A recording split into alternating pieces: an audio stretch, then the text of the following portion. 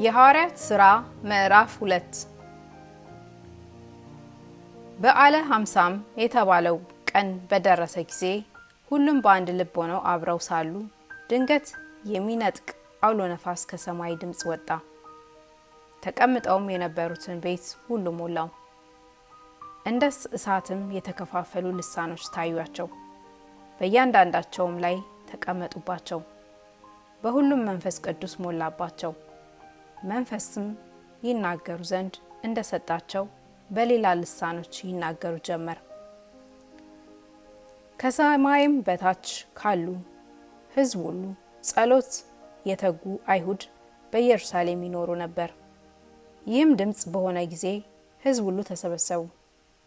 እያንዳንዱም በገዛ ቋንቋው ሲናገሩ ይሰማ ስለነበረ የሚሉትን አጡ። ተገርመውም ተደንቀውም እንዲህ አሉ፣ እነሆ እነዚህ የሚናገሩት ሁሉ የገሊላ ሰዎች አይደሉምን? እኛም እያንዳንዳችን የተወለድንባትን የገዛ ቋንቋችንን እንዴት እንሰማለን? የጳርቴና የሜድ የኢላሜልጤልም ሰዎች በሁለት ወንዝ መካከል በይሁዳም በቀጰዶቅያም በጳንጦስም በእስያም በፍርግያ በጵንፍልያም በግብጽም በቀረናሬትም በቀሬናም በኩል ባሉት በሊቢያ ወረዳዎች የምንኖር በሮሜም የምንቀመጥ አይሁድም ወደ ይሁድነትም የገባን የቀርጤስና የአረብ ሰዎች የእግዚአብሔርን ታላቅ ሥራ በልሳኖቻችን ሲናገሩ እንሰማቸዋለን። ሁሉም ተገረሙና አመንትተው እርስ በርሳቸው እንጃ ይህ ምን ይሆን አሉ። ሌሎች ግን እያፌዙባቸው ጉሽ የወይን ጠጅ ጠግበዋል አሉ። ነገር ግን ጴጥሮስ ከ11 ጋር ቆመ፣ ድምፁንም ከፍ አድርጎ እንዲህ ሲል ተናገራቸው። አይሁድ በኢየሩሳሌምም የምትኖሩ ሁላችሁ ይህ በእናንተ ዘንድ የታወቀ ይሁን፣ ቃሎቼንም አድምጡ። ለእናንተ እንደ መሰላችሁ እነዚህ የሰከሩ አይደሉም፣ ከቀኑ 3ኛ ሰዓት ነውና። ነገር ግን ይህ በነቢዩ በኢዩኤል የተባለው ነው። እግዚአብሔር እንዲህ ይላል፣ በመጨረሻው ቀን እንዲህ ይሆናል፣ ሥጋ በለበሰ ሁሉ ላይ ከመንፈሴ አፈሳለሁ። ወንዶችና ሴቶች ልጆቻችሁም ትንቢት ይናገራሉ፣ ጎበዛዝቶቻችሁም ራእይ ያያሉ፣ ሽማግሌዎቻችሁም ሕልም ያልማሉ። ደግሞም በዚያች ወራት በወንዶችና በሴቶች ባሪያዎች ላይ ከመንፈሴ አፈሳለሁ፣ ትንቢትም ይናገራሉ። ድንቆሮችን በላይ በሰማይ ምልክቶችንም በታች በምድር እሰጣለሁ። ደምም እሳትም የጢስ ጭጋግም ይሆናል። ታላቅ የሆነ የተሰማም የጌታ ቀን ሳይመጣ ፀሐይ ወደ ጨለማ፣ ጨለማም ወደ ደም ይለወጣሉ። የጌታን ስም የሚጠራ ሁሉ ይድናል። የእስራኤል ሰዎች ሆይ ይህን ቃል ስሙ። ራሳችሁ እንደምታውቁ የናዝሬቱ ኢየሱስ እግዚአብሔር በመካከላችሁ በእርሱ በኩል ባደረገው ተአምራትና በድንቆች በምልክቶችም ከእግዚአብሔር ዘንድ ለእናንተ የተገለጠ ሰው ነበረ።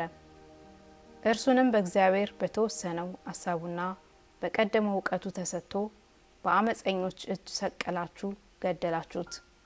እግዚአብሔር ግን የሞትን ጣር አጥፍቶ አስነሳው፣ ሞት ይይዘው ዘንድ አልቻለምና። ዳዊት ስለ እርሱ እንዲህ ይላልና፣ ጌታን ሁልጊዜ በፊቴ አየሁት፣ እንዳልታወቅ በቀኜ ነውና። ስለዚህ ልቤን ደስ አለው፣ ልሳኔም ሐሰት አደረገ።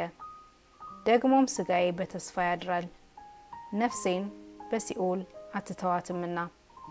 ቅዱስህንም መበስበስ ያይ ዘንድ አትሰጠውም። የሕይወትን መንገድ አስታወቅከኝ፣ ከፊትህ ጋር ደስታን ሞላህብኝ። ወንድሞች ሆይ ስለ አባቶች አለቃ ስለ ዳዊት እንደ ሞተም እንደ ተቀበረም ለእናንተ በግልጥ እናገር ዘንድ ፍቀዱልኝ። መቃብሩም እስከ ዛሬ በእኛ ዘንድ ነው። ነቢይ ስለሆነ ከወገቡም ፍሬ በዙፋኑ ያስቀምጥ ዘንድ እግዚአብሔር መሐላ እንደማለለት ስላወቀ ስለ ክርስቶስ ትንሣኤ አስቀድሞ አይቶ ነፍሱ በሲኦል እንዳልቀረች ስጋውን መበስበስን እንዳላየ ተናገረ። ይህ ኢየሱስን እግዚአብሔር አስነሳው። ለዚህም ነገር እኛ ሁላችን ምስክሮች ነን። ስለዚህ በእግዚአብሔር ቀኝ ከፍ ከፍ ብሏልና የመንፈስ ቅዱስን የተስፋ ቃል ከአብ ተቀብሎ ይህን እናንተ አሁን የምታዩትንና የምትሰሙትን አፈሰሰው።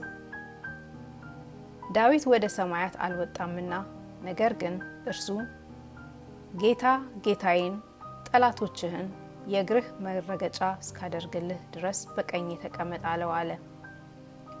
እንግዲህ ይህን እናንተ የሰቀላችሁትን ኢየሱስን እግዚአብሔርም ጌታም ክርስቶስም እንዳደረገው የእስራኤል ወገን ሁሉ በእርግጥ ይወቅ። ይህንን በሰሙ ጊዜ ልባቸው ተነካ። ጴጥሮስንና ሌሎችን ሐዋርያት ወንድሞች ሆይ ምን እናድርግ አሏቸው። ጴጥሮስም ንስሐ ግቡ፣ ኃጢአታችሁንም ይሰረይ ዘንድ እያንዳንዳችሁ በኢየሱስ ክርስቶስ ስም ተጠመቁ፣ የመንፈስ ቅዱስንም ስጦታ ትቀበላላችሁ። የተስፋው ቃል ለእናንተና ለልጆቻችሁ ጌታ አምላካችሁን ወደ እርሱ ለሚጠራቸው በሩቅ ላሉ ሁሉ ነውና አላቸው። በብዙ ሌላ ቃልም መሰከረና ከዚህ ጠማማ ትውልድ ዳኑ ብሎ መከራቸው። ቃሉንም የተቀበሉ ተጠመቁ። በዚያም ቀን 3000 የሚያክል ነፍስ ተጨመሩ። በሐዋርያትም ትምህርትና በህብረት እንጀራውንም በመቁረስ በየጸሎቱም ይተጉ ነበር። ነገር ግን በሰው ሁሉ ፍርሃት ሆነ። በሐዋርያትም እጅ ብዙ ድንቅና ምልክት ተደረገ። ያመኑትም ሁሉ አብረው ነበሩ። ያላቸውንም ሁሉ አንድነት አደረጉ። መሬታቸውንና ጥሪቶቻቸውን እየሸጡ ማንኛውም እንደሚፈልግ ለሁሉ ያካፍሉት ነበር። በየቀኑም በአንድ ልብ ሆነው መቅደስ እየተጉ በቤታቸውም እንጀራ እየቆረሱ በደስታና በጥሩ ልብ ምግባቸውን ይመገቡ ነበር። እግዚአብሔርንም እያመሰገኑ በሕዝብ ሁሉ ፊት ሞገስ ነበራቸው። ጌታም የሚድኑትን ዕለት ዕለት በእነርሱ ላይ ይጨምር ነበር።